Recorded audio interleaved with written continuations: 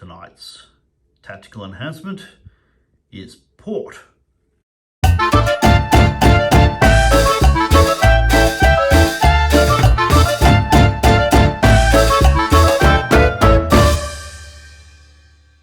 Tonight we're playing Victory at Sea.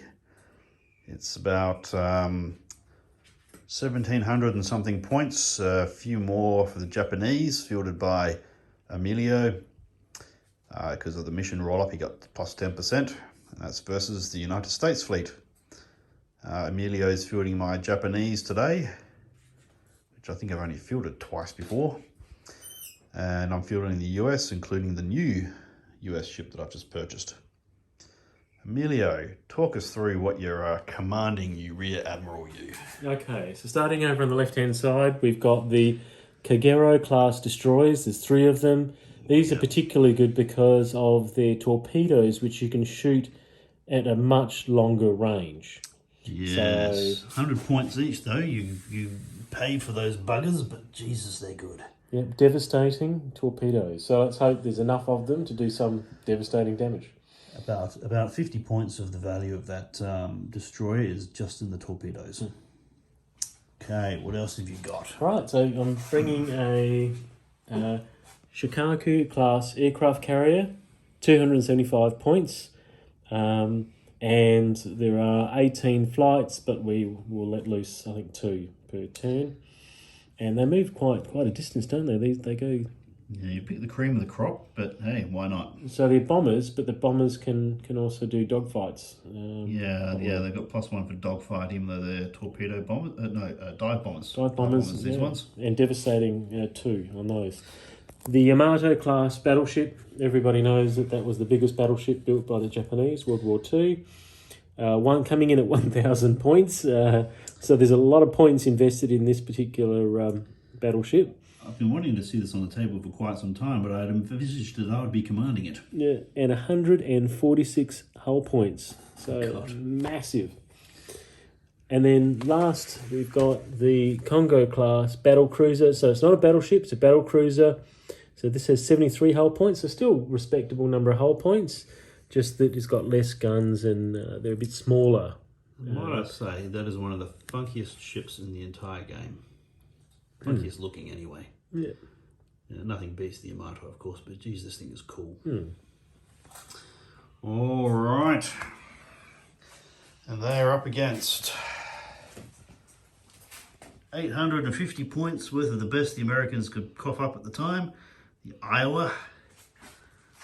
2 of these Northampton class, well, they say they're heavy cruisers, but they've got fuck all armour and 23 hull points, so I don't know where this heavy business came from.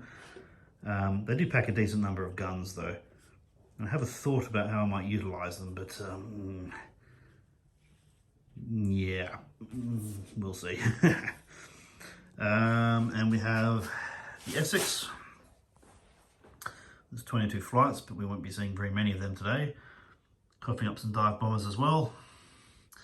And we have a New Mexico class battleship, which I've been relying on a pair of New Mexicos in previous games, but the American fleet of mine has now grown to 2,500 points, but we weren't keen to try and get all that done in one evening's play. So we just got one of these, and I've left the destroyers at home, and then I've left the Portland cruiser at home. So we'll see how we go. And in the meantime, we've rolled for initiative, and Emilio's won, so we'll do turn 1, and we'll get back to you after that. Okay, it's the end of turn 2. I didn't film for turn 1 because, well, very little happened. So the situation is the American fleet is creeping forward, and the battleships with torpedo belts are moving to present their side arcs to these 3 destroyers. In the background you can see 2 Japanese battleships who are basically looking to take their time with long-range shots after the destroyers have done what they can do. And their carriers back there. Now, with the fighters and the dive bombers, we got a little bit confused about what we were doing and how they worked, so we've decided to revise the list a bit, and Emilio's going to a 50-50 mix of dive bombers and fighters. So that's 2 of each there. I'm sticking with a full complement of dive bombers for my fleet. Not sure if that's a good idea or not yet. Frankly, we haven't played enough games to figure that out. It will lessen the amount of damage that I can do with my dive bombers to these destroyers. But because they know that the damage is coming, they let off their torpedoes one turn early, needing 6s to hit this battle wagon in the flank. But while Emilio actually did very well in his dice to hit, he actually hit with the same likelihood of how many shots he would have got if he held off a turn. He then rolled absolutely dismal damage dice, so that was not much you can do about that. So 2 points of damage off of that New Mexico, and I think it's going to get a bit busy next turn. End of turn 3, and the maneuvering is happening slowly, and weirdly so is the killing. We realise we've been doing some things wrong with both fighters and with torpedoes, but we remedied that. The destroyers dump out the rest of their torpedoes, and they put 5 points of damage on one of these Northamptons. That's the Chester. Emilio's dice continue to be absolutely fucking woeful. That said, I fired 10 shots from the New Mexico, needing 6s to hit the destroyers, and 9 shots from my battleship here, needing 6s, and we didn't roll a single goddamn 6. The only thing we managed to achieve was that one dive bomber got shot on the way in. Emilio actually managed to roll a 6. And the other dive bomber took out one of the Japanese destroyers. Ooh. Which is good news for Chris, because that's 4 torpedoes that he didn't get to unleash. That's right. I rolled a 6 in the dogfight, but Emilio rolled a 3, so plus 3. And my other stand of dive bombers got taken out by the second batch of 0s. So it wasn't the devastating turn we thought it would be. But we're still, I thought we would be further into the carnage than we are, but it's still early days. Emilio is launching 1 fighter and 1 bomber, basically in alternates, although it's going to look an awful lot like his fighters don't need to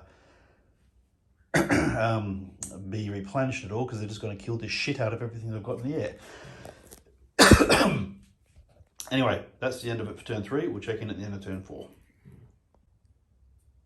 Right, well, end of turn 4, and it's starting to get a bit more interesting. We're, halfway through the game. It's an 8-turn game. We just discovered that these capital ships, which are coming around the island, are still just out of range of my aircraft carrier. I've commenced manoeuvring my fleet to be able to basically come about and take on the big ships. In the meantime, there were 2 destroyers here. They hocked off what was left of their torpedoes and did 6 points of damage to New Mexico.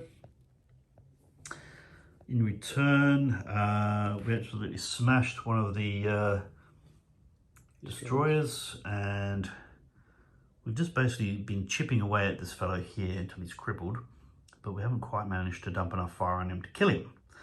And over here, Emilio's launched 1 bomber and 1 fighter, and his other 2 fighters, which are already airborne, have taken out the last of my torpedo bombers that were airborne.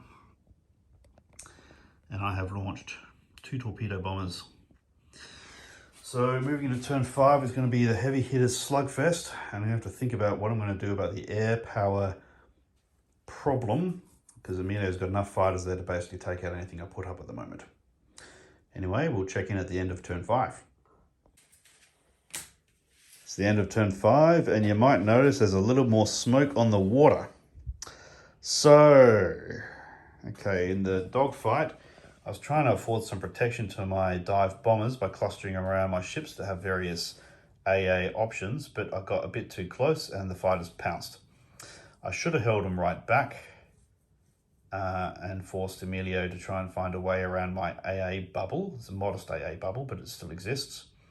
So I fucked that up ever so slightly. We're not experienced using aircraft yet, and I think it's actually starting to show.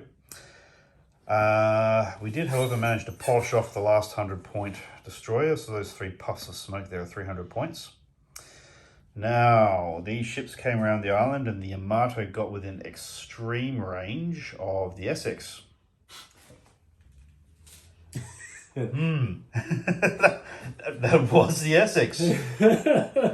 Very first volley, the very first critical, he did what 5 points of damage? One of those was a critical. He rolled a 10, that's critical systems. He rolled a 6, blew the whole fucking thing up in the first volley. So 275 points of aircraft carrier gone, and no future dive bombers that can harass my fleet. That's exactly right. I have no dive bombers left to deal with this monstrosity. That was his very first volley ever played on this fucking table since I bought the thing. And keep in mind, what sank the Yamato in World War II, Chris? Well, yes, we It wasn't a know what battleship. it was. That's It worth wasn't a noting. battleship, so I now have the advantage. Yeah, the illustrious career of these fucking things in the real world was one of them got sunk by a submarine, and the other one got sunk by air power. But in this game, there's no submarines, and now it's very soon there'll be no air power. well, indeed. So the Yamato will get to do what it's designed to do, which is be a killing machine. So we're equal on points. We both have a big battleship, and we both have a smaller battle vehicle of some sort. He's got a carrier still. I've got two cruisers. All right, well, I'm going to have to decide, do I go after his aircraft carrier or do I pump all those rounds into his battle cruiser? Anyway, we'll find out in turn 6. End of turn, what was that, turn 6? Well, the dogfight has seen the fighters mop up the last of the dive bombers. Because we're still figuring out the rules, we fucked up a few things and I haven't assembled all of my packets of fighters yet. We decided that once a plane decides to return to carrier, we just take it off the table rather than fucking around with recovery and launch. Because there's so many flights on board those ships that they'll just keep pumping them out. So that leaves total air dominance for the Japanese, although they don't have any protection of their ship except their planes, and Emilio's still pumping out one fighter for every dive bomber. In the gunnery battle, we took a few points of damage on our ships. Not a lot. Basically, the New Mexico took a bit, and the Northampton took a bit from the Yamato and the what's that other fellow, the Congo, respectively. In return, my fucking lord, did we dump some hate on the Congo. I think we took out over 40 points of raw damage on that bastard in the course of just one turn. And we were rolling up so many sixes. I think there's probably about 5 or 6 criticals on that thing as well. Slowing it right down. Its secondary armament is virtually annihilated for the number of minuses that he gets to its damage, its attack dice. He's not having a good day. We haven't started work on the Yamato yet because, well, the Congo's guns are still quite dangerous, but we can smash the bastard pretty good with our big guns. So I'm just trying to reduce the number of shots that are being pumped out in any given turn. That said, we're moving into turn 7 now. There's 2 turns left in the game to try and secure a victory for somebody. It is almost dead even on points at the moment. We'll check in at the end of turn 7. It's the end of turn 7, and this is possibly one of the closest games we've ever played. We dumped the capital ship Hate onto the Congo here, and managed to cripple the Congo. You'll notice that Congo is at an angle where he was starting to try and get out of this fight because it wasn't going so well for him. In return, however, the Yamato and then some sprightly dive bombers went and attacked the New Mexico and crippled the New Mexico. The New Mexico is only worth about 25 points more than the Congo. So that's looking very even. And it's worth noting that the Yamato did a little bit of damage to the New Mexico, and it was just enough to knock out the AA, so that the dive bombers had an uninterrupted attack on that ship. And the dive bombers did enough damage. They actually scored all of their hits and did some pretty good work. So between them and the Congo, between them and the Yamato, they actually managed to get that thing down to crippled. A little bit of damage back in the Yamato, but no criticals. And we've just started putting some initial fire on the, was that the Shukaku, or was it something else? Yeah, it's the Shukaku. On the Shukaku. Yeah, so we're into the last turn. This is an extraordinarily even game in terms of points, unless somebody gets lucky and smashes a ship clean out of the water. Well, that may happen. Stand by and we'll check in at the end of turn 8. It's the end of turn 8, that means it's the end of the game. Quick summary of what happened. We continued manoeuvring and going after this carrier, and we smashed it and smashed it and smashed it, but couldn't quite cripple the bugger. No. How many points is it off from being crippled? So you look, it's down to 34 points. It's crippled at 21. It's a long way off. Yeah, another round of shooting to cripple him. Yeah. The New Mexico was crippled last turn, and he got pasted and pasted by the Yamato, and then a dive bomber that fortunately whiffed, thank God for that.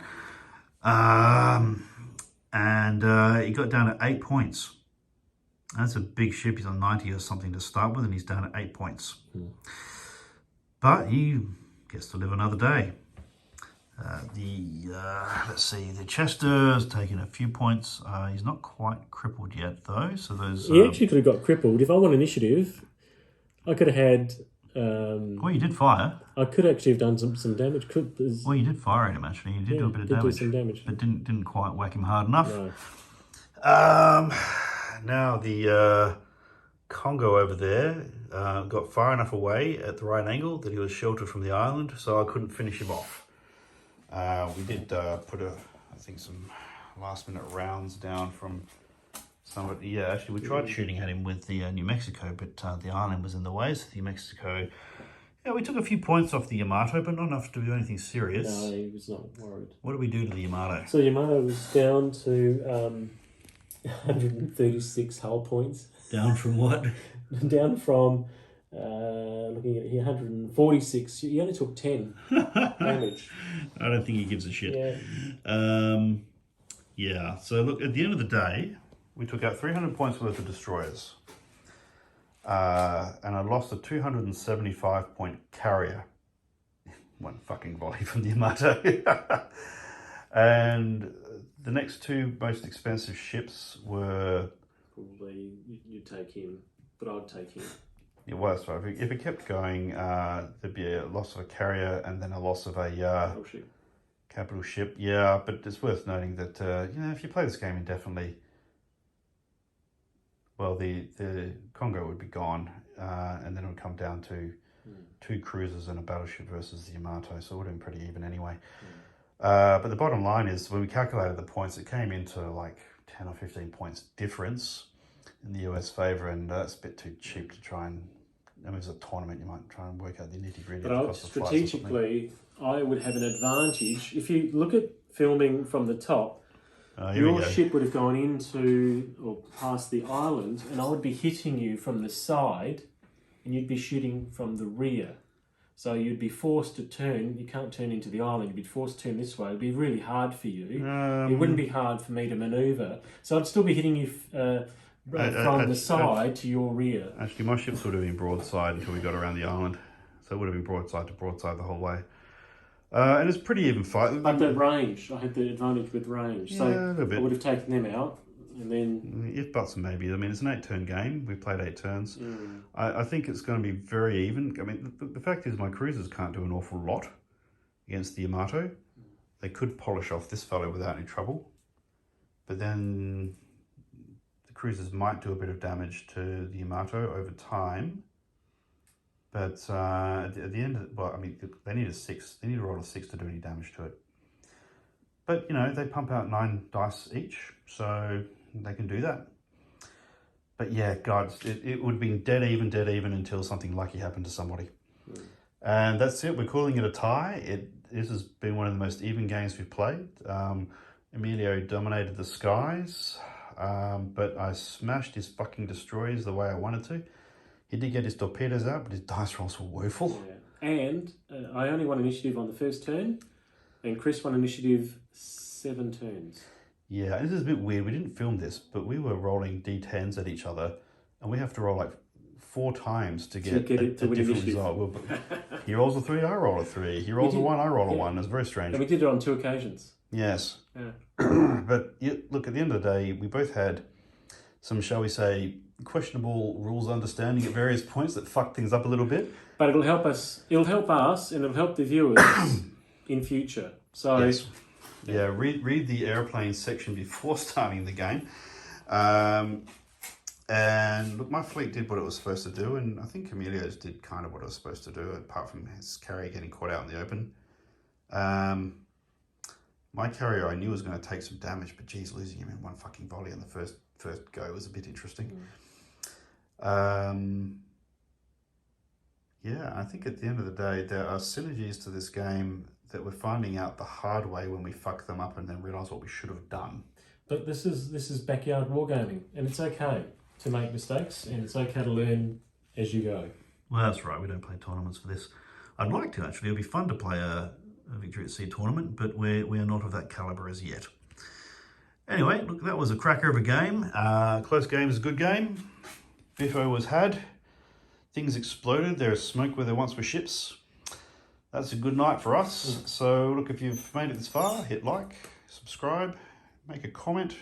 Tell us what else we fucked up that we weren't even thinking of. We can think of a couple of things that we, shall we say, played fast and loose with once we realise we're doing it wrong. Otherwise, I think it's time to call it a night.